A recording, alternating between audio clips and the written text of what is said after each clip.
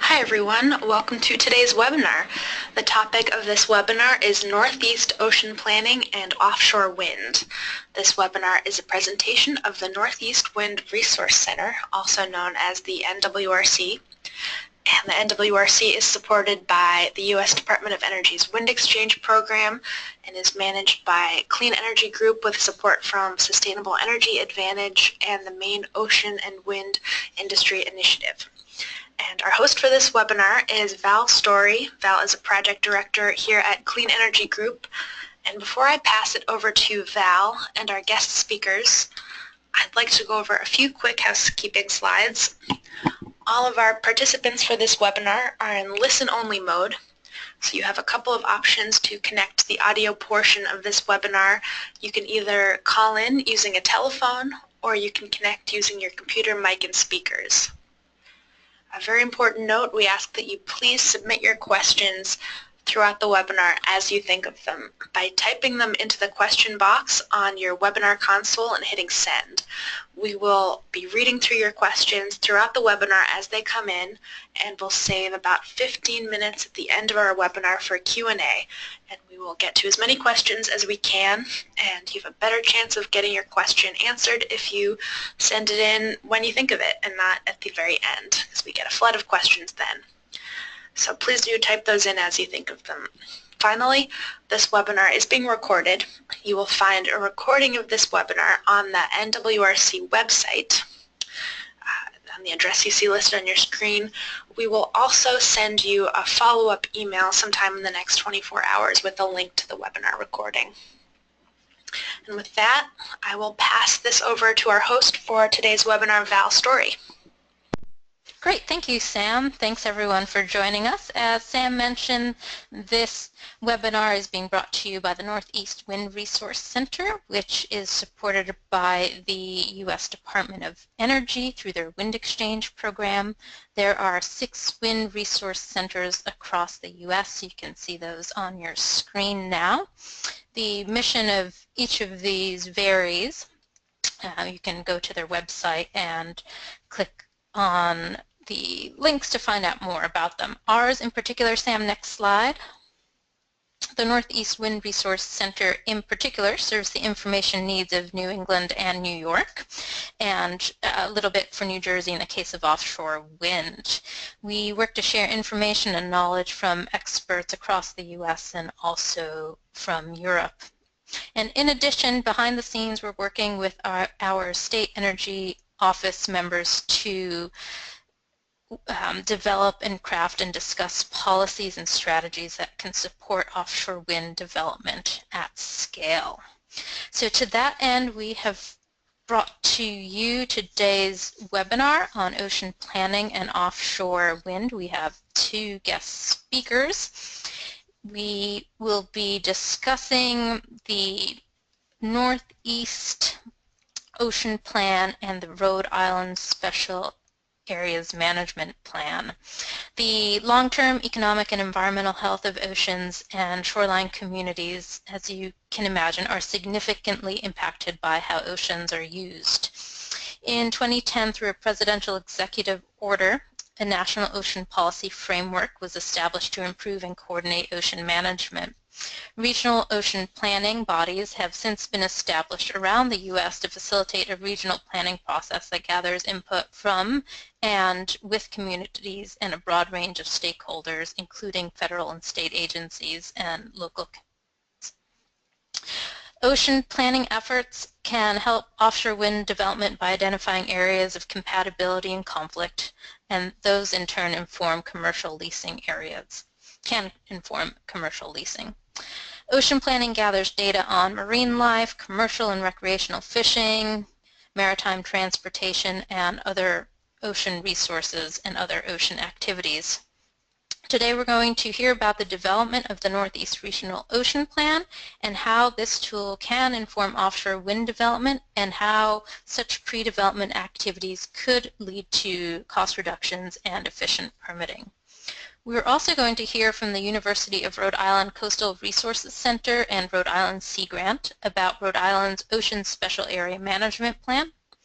This ocean management plan is ecosystem-based and has shown to be an effective tool involving all stakeholder groups. The work of the Coastal Resources Center and the Rhode Island Sea Grant and the SAMP process has led to the successful permitting of Deepwater Wind's Block Island Wind Farm, the nation's first offshore wind farm, and the SAMP has become a model for Europe and various U.S. states as they move forward in ocean planning and offshore wind permitting. I'm pleased to introduce you to our two guest speakers today, Jen McCann and Bob LaBelle. I will introduce each of them separately for their presentations, and they'll each share with you more details on ocean planning for offshore wind development.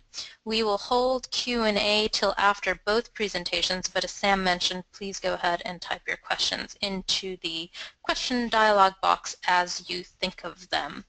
We're first going to hear from Jen McCann. She is the Director of U.S. Coastal Programs at the University of Rhode Island Coastal Resources Center at the Graduate School of Oceanography and the Director of Extension Programs for the Rhode Island Sea Grant College Program. She also serves as URI's lead for facilitating the comprehensive update of the Rhode Island Ocean Special Area Management Plan, otherwise known as the Ocean SAMP, which is the first formally adopted ocean spatial plan in the nation. Jen has led the national effort to develop monitoring protocols and modeling tools for improving management of offshore renewable energy. Jen, thank you for joining us, and we will now turn to you. Great, thank you. Can you hear me okay? Sounds great. Okay, and I'm clicking twice. Whoops. All right, thank you. Thank you, everyone, and it's great to be here today. So I'm just going to start my story. It started about in 2007. Just to orient you all, this is our ocean SAMP study area. We are located, this is the Rhode Island coastline right here, and we have the yellow are the state waters. Our ocean SAMP study area goes out into federal waters here, and we abut both Connecticut and New York, as well as Massachusetts. So just to give you a little perspective of where we're talking about. So again, in 2007, our governor, Governor Carcieri, wanted to promote the development of offshore renewable energy, and in order to provide a supply of energy for the state of Rhode Island, based on existing information and data, as well as a very streamlined stakeholder process. This map was developed, as well as other maps, to state where potentially offshore wind turbines should be potentially sited. In particular, there was discussions about the placement of about 200 wind turbines right in this area off the coast of Block Island. Block Island is considered by the Nature Conservancy as one of the last great places in the world due to its special natural qualities. And so the developer came to our Coastal Resources Management Council, our state agency, to determine how should they site around 200 offshore wind turbines in this area. Now, clearly, there was an potential, the response by our coastal program was basically, you're setting yourself up for a failure. And this was not going to, this would not move forward very easily. And in fact, many of us were looking at our neighbor in the Cape Wind initiative going on in federal waters off of Massachusetts, where there was a great uproar for a developer proposing to site several offshore wind turbines. And this is not what we wanted. We did not want a Cape Wind here in Rhode Island. So our director for coastal programs, Grover Fugate, approached the governor and said, hey, let's use a tool that's been extremely effective here in Rhode Island. It's called a Special Area Management Plan, a SAMP. And SAMPs are recognized in the Coastal Zone Management Act. I call SAMPs tools of teeth. They are considered and can be regulatory documents.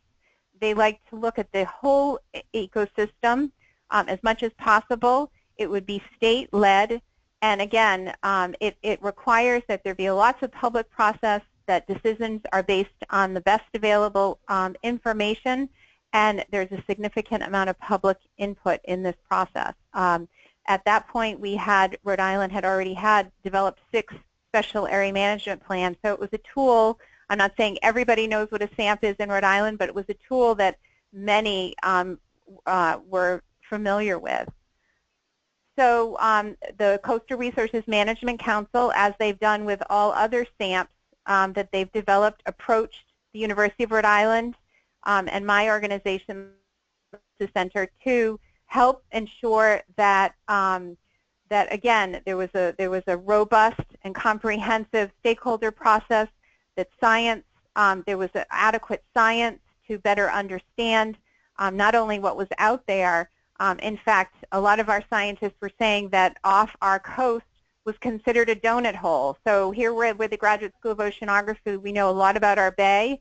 We know a lot about other places in the world, but we really did not have a lot of good scientific information on our ocean SAMP area. And so the university stepped up to the plate. Not only was CRC involved, but we had amazing physical oceanographers, ocean engineers, people from the Department of History, from the College of Environmental and Life Sciences. We had communicators, policy developers, all sorts of people involved from the university, as well as Roger Williams University, to help facilitate the ocean SAMP process in a very neutral and objective manner using the best available science. So what CRC uses when we develop processes here is it's a very simple process. We call it the policy cycle, and it's a 5-step process which we continue to apply. And the intent of at least the first time you go around is to develop strong goals and a commitment from diverse stakeholders, capacity to both develop and implement a process, as well as a constituent. And I'd be glad to go into detail about those things, but that's what we were thinking about when we agreed to participate in helping to develop the ocean SAMP. So we spent about the first 6 months trying to understand. We knew we had an issue that stirred the blood. It stirred the blood of fishermen because they were concerned we were going to be taking away their fishing grounds. We were stirring the blood of the environmental organizations because, hey, maybe this is a way of mitigating climate, but how is this going to affect the birds and the whales and all the other wildlife out there? We were stirring the blood of the unions because maybe this is going to create new jobs, and we were stirring the blood of researchers because this is an interesting topic, but do we really, and also the communities, do we really want to look at these things forever? Rhode Island, you know, we like our beautiful views of our coasts and oceans, and our economies and our culture really value that view. We also were concerned and approached our tribes here, in our tribe, the Narragansett tribe here in Rhode Island, to ensure that, to understand what were the issues that they had around planning this ocean area. We also recognized, so in those conversations, there was a lot of questions about process, that, you know, this was not a fair deal, that, and so we wanted to, we heard the stakeholders, we heard our colleagues here, and from those issues that we identified, we developed goals that would obviously make a priority that we need to maintain the health of this natural ecosystem, while also protecting and promoting existing uses, as well as encouraging marine-based economic development, as well as, again, helping to coordinate this regulatory process. Transparency was key in this process, and so we put a lot of emphasis on ensuring that this process was open and fair and objective. I like to show this flow chart because if you look at this was the process that we applied. we ensured that stakeholders had just as much input on things as technical advisors, and often we made sure that they were both sitting in the same room so that researchers could communicate to stakeholders, you know, what they're finding as well as what the stakeholders' issues and concerns were and their expertise. As we all know, many of these resource users are out in the water and see things different and distinct than researchers. So we recognized that it was really important to get both entities, everyone around the table, to both learn together but also to help shape policy. And I would say that every single policy that we established with the Ocean SAMP had both input and influence by not only the scientists and the policymakers, but also the stakeholders. So I'm going back to this map that I showed in the beginning. This is where proposed development was taking place. The Ocean Engineering Program here developed a TDI, a Technology Development Index, to help determine where, you know, how do we can't study the entire Ocean SAMP study area, so taking the red is where places where you should not, you know, the ocean bottom, the ocean floor is not appropriate for pile driving, for example. And as we know, the further out you go, the more wind there is, but also the more expensive it is. So this map here, all the white area, it identifies places that we would not even consider putting offshore wind turbines. We also found unexploded ordnances, for example, and clearly we don't want to put wind turbines on unexploded ordnances. So the blue areas were places where we're not saying they were definitely locations for wind turbines, but they should be researched in greater depth, and that's what our team of URI researchers did. This is an example of some of the, you know, we did, again, we mowed the lawn, we looked at side scan sonar too to understand the ocean bottom. We did significant amount of research understanding bird migration through this area. What is their behavior? We had very little information, especially offshore. Marine mammals, as well, turtles, you name it, and we were studying it to better understand the tides, the currents, to see how would offshore wind turbines affect anything out there. This is an example of the distance sailing activity. We're the ocean state. We have a lot of, we depend economically as well as socially for our the offshore wind turbines. I'm going to speed up a little bit. So these are areas of particular concern where basically developers, we're basically encouraging developers not to go to these places to ensure that that activity is maintained. From the Ocean SAMP, we were able to increase protection for 68% of state waters and 54% of the study area. We also incorporated activities and advisory boards to ensure that implementation included and continued stakeholder involvement and research. We now have a offshore wind turbine, 5 here, in locations that are accepted by fishermen as well as the tribes as well as environmental organizations. I'm told that in November these 5 wind turbines will start creating electricity for 17,000 households, which is very exciting. We've been told by federal and state entities that the information in the SAMP is not only helping with the wind turbines, but with other decision making, and it's considered a touchstone document. In addition, we are moving there's other areas proposed for development of offshore wind turbines, and we are connecting to the Northeast Plan, which Bob will talk about because of its value of not just looking at what's off of Rhode Island, but looking at the bigger perspective. So thank you very much.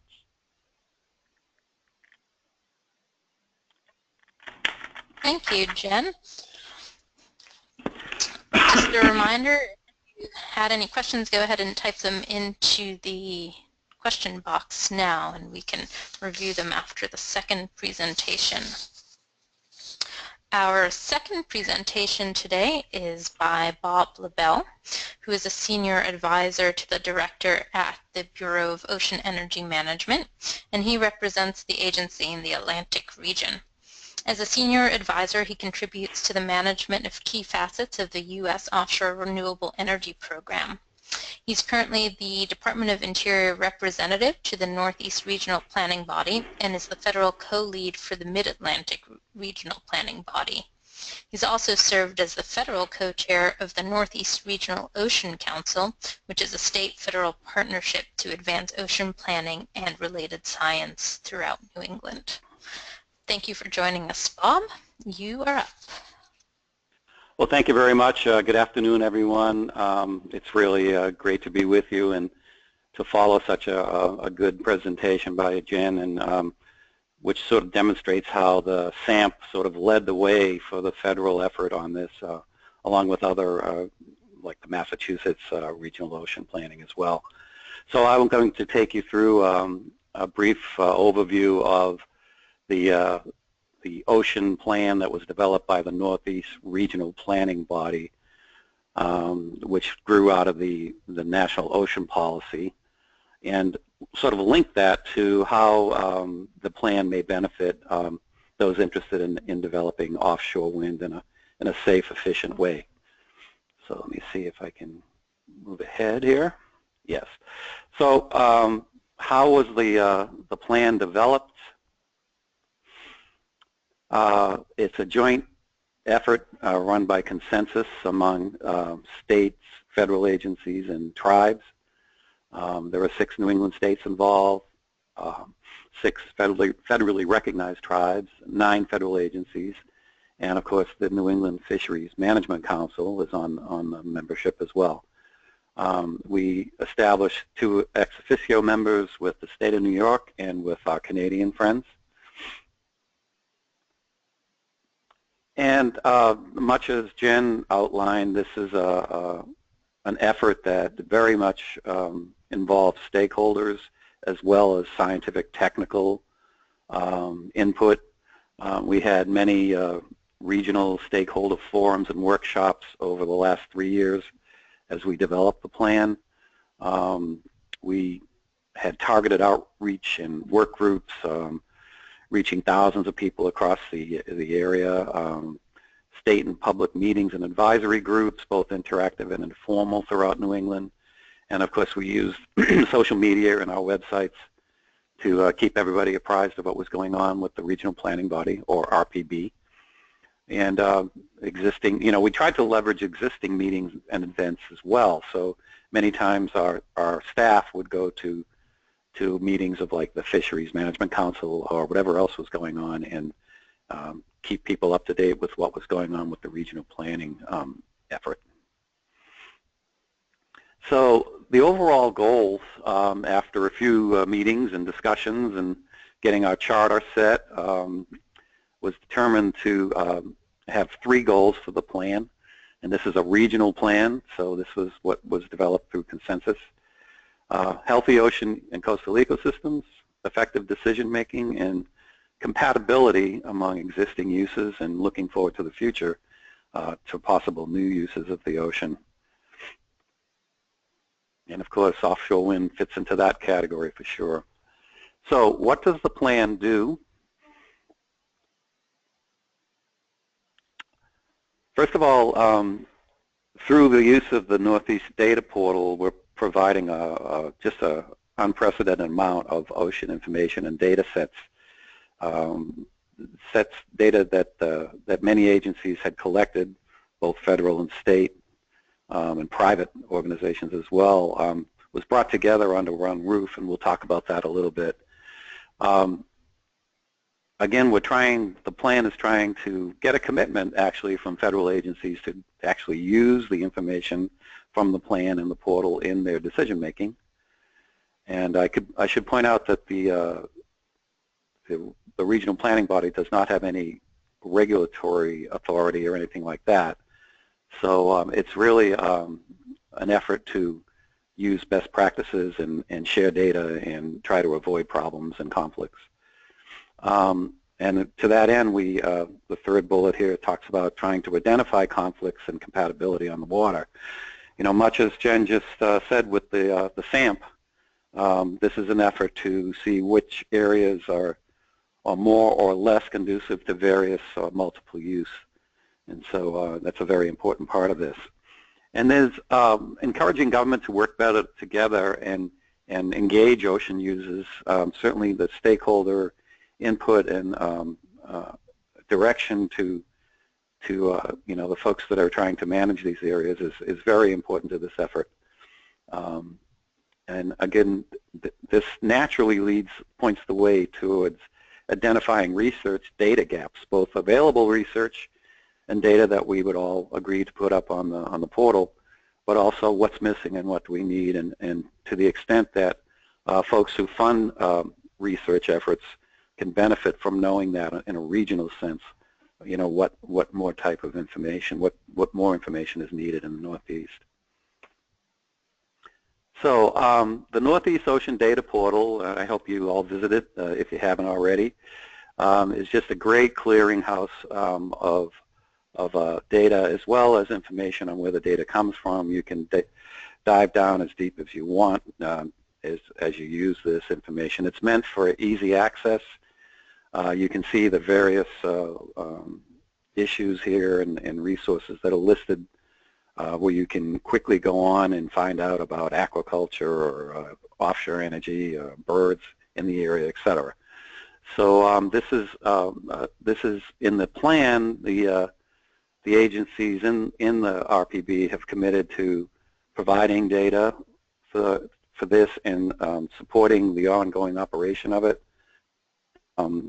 And what we'll focus on in just a moment here is the energy and infrastructure section of the plan.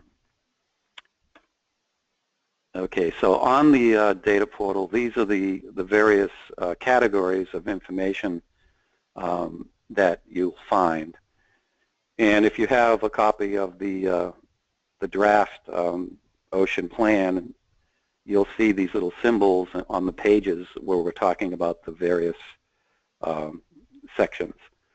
So you can see the energy and infrastructure symbol down there is, of course, a wind turbine. And here we are off Block Island. The energy and infrastructure section is, I want to talk a little bit about what's in there and how it can be beneficial to the offshore wind industry, as well as folks that are engaged in learning more about and protecting natural resources out there, as well as people that have other uses out there, such as fishing, transportation, etc. So I want to just concentrate here on the energy and infrastructure section, which is in the report. And there are three main approaches there. One is maintaining and updating data. I mentioned that a little bit about the commitment to continue to feed the data portal and provide updates. Secondly, and probably a key part of it, is informing regulatory and management decisions. And this will involve commercial leasing for offshore renewable energy development. Again, as Jen was pointing out, what are the best areas to go into to offer for offshore leasing for wind energy development? What areas are non-starters right off the bat, et cetera.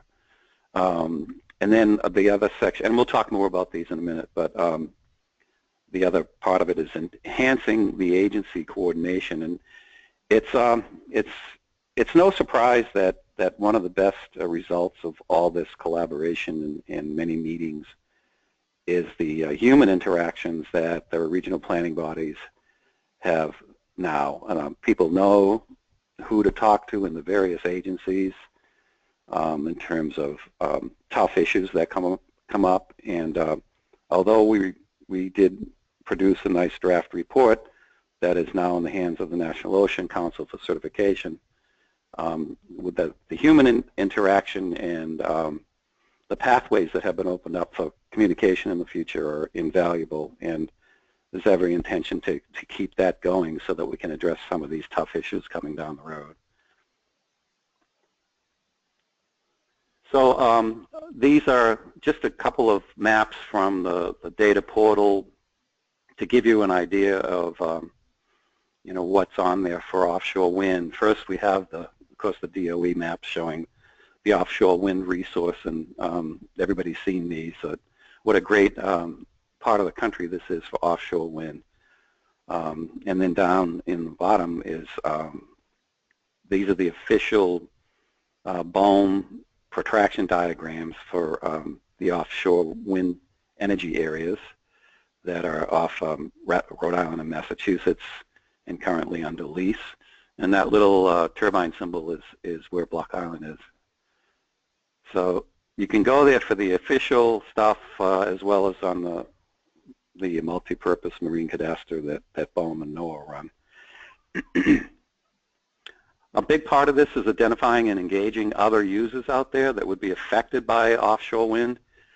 So we have lots of information on the commercial vessel traffic through the AIS system, the automated system of tracking vessels, commercial fishing through automated systems again for the various species, and then national security interests. Where does DOD go out there, and where can't other people go, for example? And the basically helping to identify these important user groups. Certainly, fishing, transportation, and the military is certainly key, but there are others. Like there's been good efforts on recreational boating community and onshore recreation, non-consumptive recreational uses, things like that, as well as pipelines on the bottom and anything ocean we try to get into the portal. So again, this is to consider, the goal here is to consider a regional context for energy and infrastructure. So these natural resources do not lend themselves to any kind of boundaries, as you can see by looking at the image there on the Endangered Species Act listed whales. So we can combine, it's a great tool to combine data sets as long as you're aware of the limitations of doing that, but it gives you an overall cumulative look at various resources that are out there in the ocean. We've got cargo vessels, humpback whales on the right there, shearwaters below that. There's some of the recreational boating down in the left corner that I was just mentioning, scallop fishing, etc.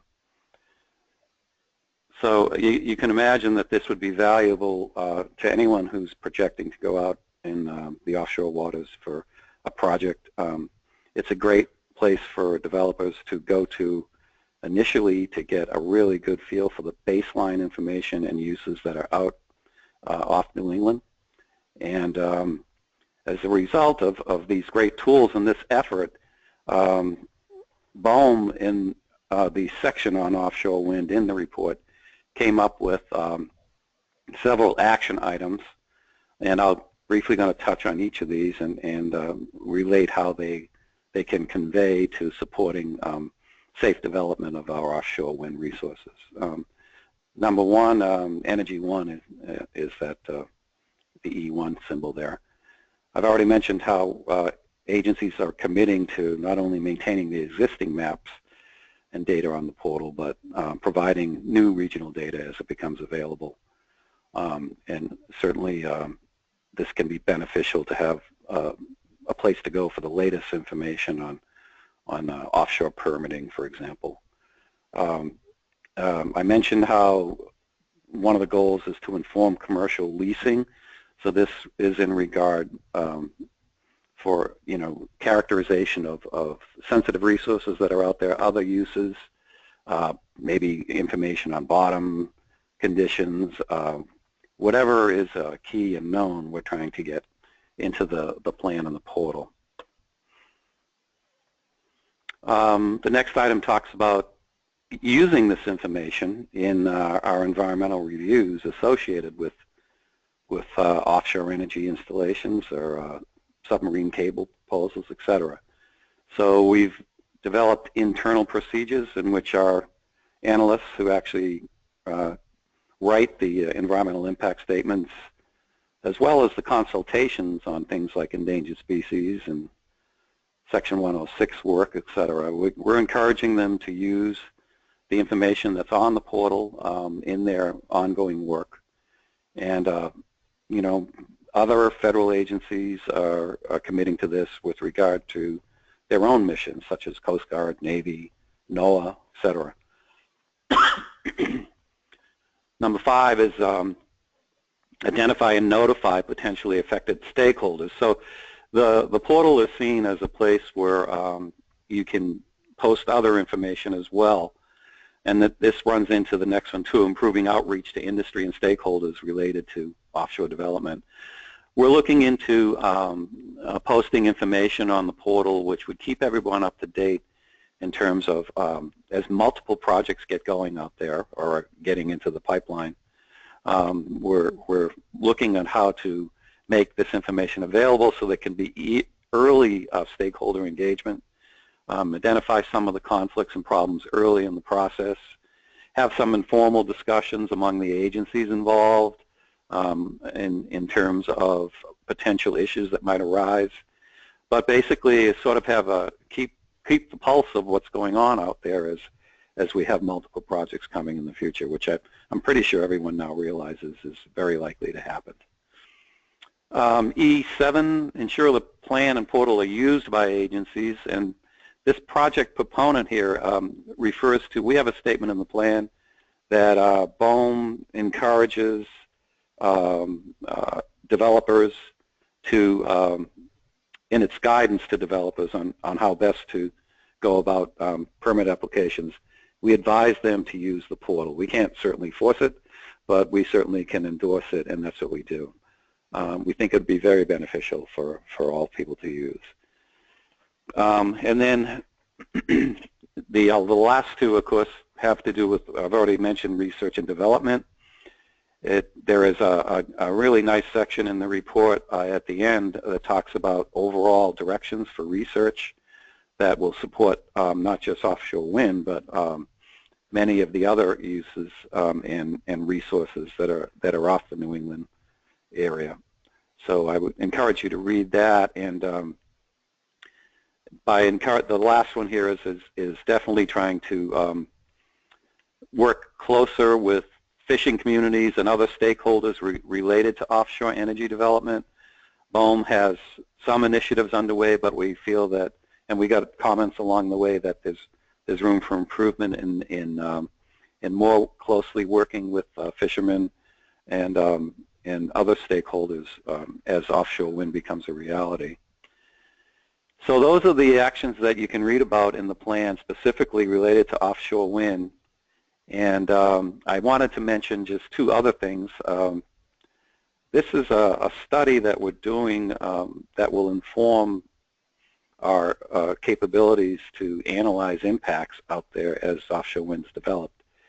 It's our RODEO study, which is Real-Time Opportunity for Development of Environmental Observations. And so this is getting out there, and we're up there in the water as the Block Island project was built, measuring things like scouring and noise impacts from pile driving and monitoring capabilities and approaches and various other physical parameters. So we're trying to get an accurate assessment as things are built, and then we'll keep monitoring as operations commence. And this information will be invaluable as we go to other projects and have similar monitoring measures that will ground in the real world our discussions in documents like environmental impact statements and economic analyses, for example. So this is something that we're very proud of, and we appreciate working so closely with the state of Rhode Island to enable this to happen at the Block Island farm.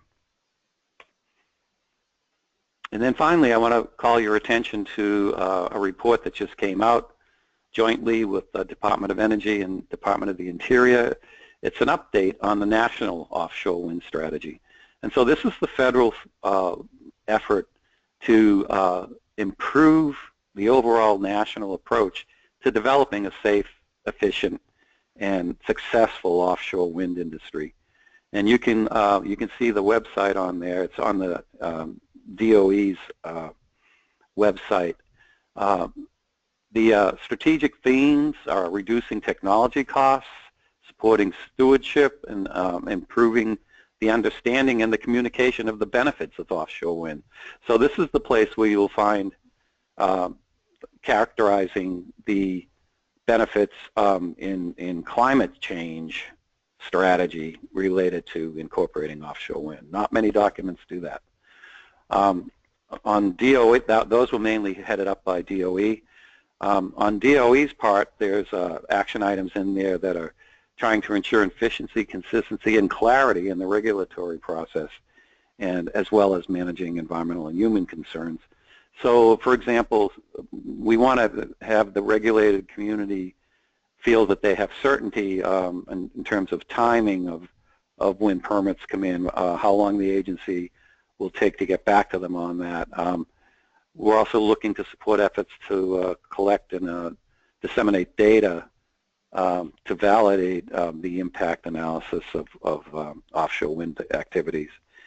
So there is lots of good places there where the industry and other constituents can directly advise both agencies here on what's the best way to go forward. And there's been significant groundwork and meetings that led to this document being updated. But we also stress that we're always open to continue that dialogue. So I just wanted to bring this to everyone's attention as a great place to go to be right up to speed. There's also good estimates in there by DOE on the great potential of offshore wind taking care of a lot of our nation's energy needs. And the final slide, this is if you're interested to actually look at the plan. I would hope that you go look at the portal. You can see it's right there at northeastoceandata.org. The plan, the draft plan is there. Right now the plan has just gone to the National Ocean Council a few days ago for certification. So if the council certifies it as being in line with the National Ocean Policy, then we will go to implementation, and what you see in the plan will be officially underway in terms of action items. So I'll stop there and welcome any questions. Thank you.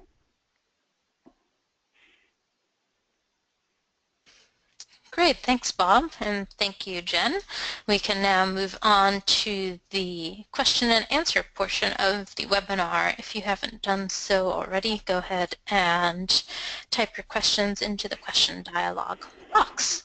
So we have a few that have come in and I've supplemented with some of my own. And this is a question for both of you. I'm wondering if you can expand on how the Rhode Island SAMP, the state plan, and the Northeast Ocean Regional Plan work together. Does one inform the other? And are there other topic areas where data is still needed that isn't covered by either?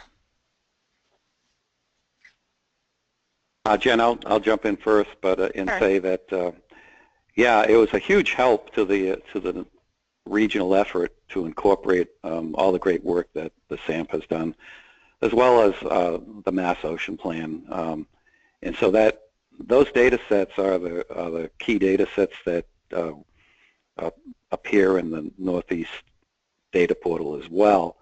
And yes, there are gaps for more information, and I'll let Jen address those, but yeah, it was a key resource. So just to add, thanks, Bob. I think the big issue is I think for both plans is to keep them current. When we did an evaluation of the Ocean SAMP, as I mentioned, industry, federal agencies, state agencies, nonprofits are using the information, whether it be in the Ocean SAMP or in the data portal.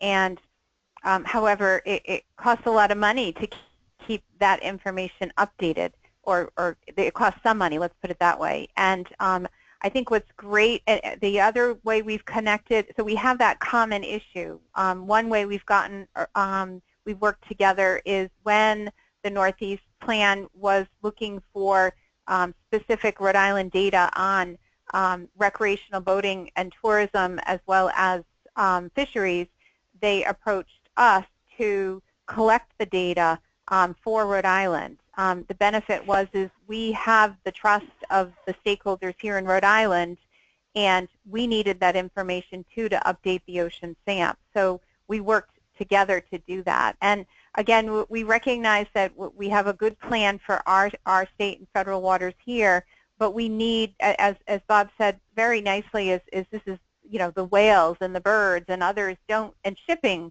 they don't see those boundaries, those political boundaries. So we really need to understand the greater perspective.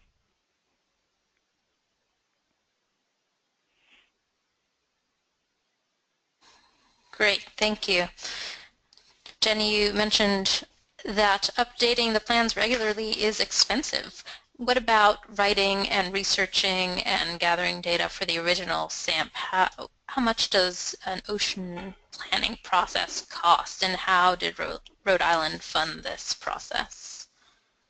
So we get that question asked a lot, and we developed, first of all, we developed a practitioner's guide, which is on our website, and explains how we used our money, if we used it on outreach, on new research, or on just culminating existing research. So we were able to receive funding actually from the state, dedicated, it depends on who you ask, but between $8 and $10 million to do the ocean SAMP. We say we did the Cadillac version. We also got some money from DOE at the federal level as well. There is we call it the Chevy version of doing the ocean SAMP, and we work with other practitioners on what that Chevy version is. So you don't have $8 million or $10 million to do the your ocean SAMP. You can do the Chevy version and get the same amount of input. And in fact, what everybody's telling us is that it's the process, and Bob said this too, it's the relationships that are created. And to be honest, if you look at the dollar figures on all the things you could spend on, that's the cheapest part of the plan. So really the most important part of the process, as Bob said, and we agree with him on that, is the relationship building and the trust process. And it's worth $1 million, but it doesn't cost that much. Great, thank you. This is a question for both of you. You both mentioned how others could use this plan, whether it's developers or federal or state agencies. Could you both talk a little bit more about or give specifics or examples about how developers or other federal agencies could use your plans in developing or proposing an offshore wind project? Sure, I'll jump in and say, you know, any activities that would require multiple agencies to weigh in on it, whether they're federal, state, or tribal. The way we try to set up the regional effort is that you know, the regional planning bodies will continue to meet and keep each other informed of things coming down the road, so that you have the right people in the room. Many of the participants are the state managers, for coastal zone managers, for example, sitting right there in the room as you talk about these things, and you have federal members and tribal officials that have a good handle on what their agencies or their tribes' issues are. So it's a very nice way to get early looks and discussions going on new or issues that may pop up that that benefit greatly by early understanding, rather than, you know, growing into a crisis mode type thing. So that's just one example on how the agencies can benefit from using this. So on we actually did we did a case study on ocean SAMP implementation, since it's been over 5 years, and again, that's on our website. Val, I'd be glad to give you the link if you want to share it with other people. It's a 70-page description of how federal agencies, for example, from the Coast Guard to NOAA to BOEM, have used the data in the ocean SAMP. The Massachusetts coastal program is using our information in their own efforts because we're so close. We also use the data portal as well. So I do know for a fact, and when we did this evaluation, both NOAA and Coast Guard practitioners were telling me that, when Deepwater Wind came in or a developer comes in, if they're not using, the first question out of their mouth is, are you using the ocean SAMP data? Because we vetted it so well and throughout the entire process that those agencies trust this information, and so they feel very comfortable using the data. And again, I think as far as keeping it up to date, Bob mentioned the RODEO program. BOEM has helped to, we did an ocean, a research agenda for the ocean SAMP as far as identifying gaps, and BOEM has been one of the entities that have really contributed toward responding to both the biological and physical gaps, but also the social science gaps. So we really appreciate that commitment. Yeah, if I could just add on to that, with regard to research, anything that the agencies take on like that for the common good will benefit individual developers coming in with projected projects, because that type of research will be targeted to what's been determined to be a need. So I know, for example, in BOEM's Environmental Studies program, we are actively factoring in what the region is telling us are the pressing needs out there for safe offshore development. And since we're an applied research program, that's the hook we need to get things funded. It has to be applied to our mission and our authorities for safe offshore wind development. So this will benefit the industry going forward. That's not to say that there won't be specific requirements for companies to study specific aspects of their sites, but it will inform quite a bit of overall information that would save them money in that area. Another thing I wanted to mention is with regard to how this can be useful. If a wind developer comes into the area and wants a quick evaluation of which sites are feasible, just going to the portal and having discussions with the agencies involved will quickly point out the users, the people that are out there already that the developer should immediately get in touch with and start talking about their projects or their ideas. Everyone likes to be notified early on rather than hearing about something when it's like way down the line in the permitting stage. I think Cape Wind has made that obvious that offshore wind can be bogged down in quite a bit of legal problems and controversy. And one way to recognize that up front and avoid some of it is early contact with other constituents and resource users and those who represent the environmental resources out there as well. So I want to pick up on that a little bit, Bob. So you cover the Mid-Atlantic region as well, and obviously the Northeast. Rhode Island and Massachusetts have ocean plans. Are other states working on ocean plans? And if not, where do developers turn, and where do communities turn in regards to either stakeholder engagement or environmental monitoring? Does that fall under BOEM, or does that become a developer responsibility? Right. In federal waters, it's BOEM nationwide. With regard to the Mid-Atlantic, there are regional groups that have formed, much like the Northeast Regional Ocean Council, which is a state federal group that meets regularly to discuss these and other issues. In the Mid-Atlantic, there's a group that's sponsored by the Mid-Atlantic Regional Council on the Oceans, MARCO, and they've supported, through various funding, they've supported studies and assessments offshore They are funding the Mid-Atlantic Data Portal, which is very much similar to the Northeast Data Portal we've been talking about. So it's a little different out there, but the Mid-Atlantic plan is pretty close to also going to the Ocean Council in the next few weeks.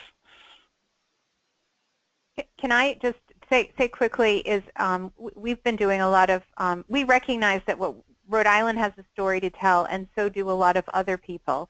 And we call this marine spatial planning, but that we never used the word marine spatial planning when we did the ocean SAMP because it wasn't the buzzword. And so there's lots of places that are doing spatial planning and have been doing for many, many years. And for example, San Francisco has done a significant amount of marine spatial planning. They don't call it that through the Coast Guard. The Coast Guard has a lot of, as well as other agencies, but I'm picking on the Coast Guard because they have their PARs and their waterways management programs, which you could, if you look at them, they're effective ways of spatially planning along our coast. And so there's a lot of people who are, so one, there's a lot, and the National Marine Sanctuary Program in some ways is doing marine spatial planning. So there's a lot of experience out there. And our job here in Rhode Island, we feel at the university, is to really bring those practitioners together to share our lessons and so that others aren't reinventing the wheel, and that we're learning from each other. So that's part of who we are and what we do here. So we have a lot of stories, war stories I call them, that people have told us about what went right and what went wrong. And our job again is to ensure to keep those alive and to make sure practitioners are able to share that experience. Great, thank you. Let's see if we can get a couple more questions in as we wind down on the hour. Bob, you've mentioned the data portal a few times. Is the data on the portal quite technical? And if so, is there any effort or any movement to make the data accessible in non-technical language so a community layperson could understand the data and then give meaningful input on the plan? Yeah, that's a great question. And one of the strengths of the portal is that they're displaying the data in a way that's sort of intuitive to understand and easy to access. So you get a lot of maps, like the maps that I showed and Jen showed, that show colors in terms of concentrations of offshore resources or living creatures.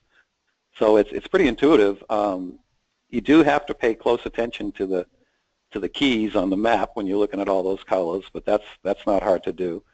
The other good thing about it is that if you're more technical in nature, you can dig down into the data sets and get understandings of the metadata. In other words, what went into the display of this bird area.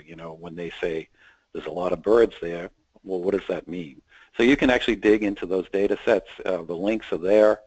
You can find out, how many observations were made, how the data was manipulated to come up with that map, and that's extremely important to agencies that use this information, because they have to put error bars on how accurate the information is in terms of decision making. You have to present the information along with the error boundaries on the reliability, so that information can be dug down into as well. So that the portal is really good for general, just browsing, but also you can dig down and get really into the details. Great, thank you. We'll take one more question. And Jen, this one is for you, and Bob, feel free to chime in. But Jen, you mentioned regular updating of the SAMP is needed and encouraged. Is the plan being updated in any way now, and in what particular area, for example? Are there any plans for further acoustic monitoring once the Block Island wind farm turbines start spinning? So implementation for me equals creativity, okay, and partnering as much as possible to ensure that implementation takes place. As far as the stakeholder involvement, our team is committed, and it's through the Rhode Island Sea Grant College program that we're able to periodically ensure that stakeholders are involved and that they are aware of existing and current new information coming up. As far as collection of data and whatnot is, again, Bob mentioned the RODEO work. There's also Deepwater Wind, which will do acoustic monitoring, acoustic research, as well as other types of research going on there. There's also activities, research being funded by Deepwater Wind, which they're do on fisheries and lobsters and whatnot too.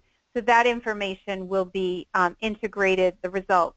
BOEM has also been able to contract with the University of Rhode Island to look at, it's called paleocultural landscape. So partnering not only with the several tribes in the Northeast, but also regulators and researchers to better understand how do you, first of all, what's out there. So they're doing existing research, and they're also trying to answer the question of how do you integrate oral histories and tribal information into regulations. So that when that study is done, that will be another bunch of research that can appropriately be integrated into the ocean SAMP, not only the public process, but into the document. It will be formally amended document. So we're doing the best we can. Again, the Northeast Ocean Plan allowed us to collect information for recreation and tourism, which is appreciated not only by regulators but by the industry. So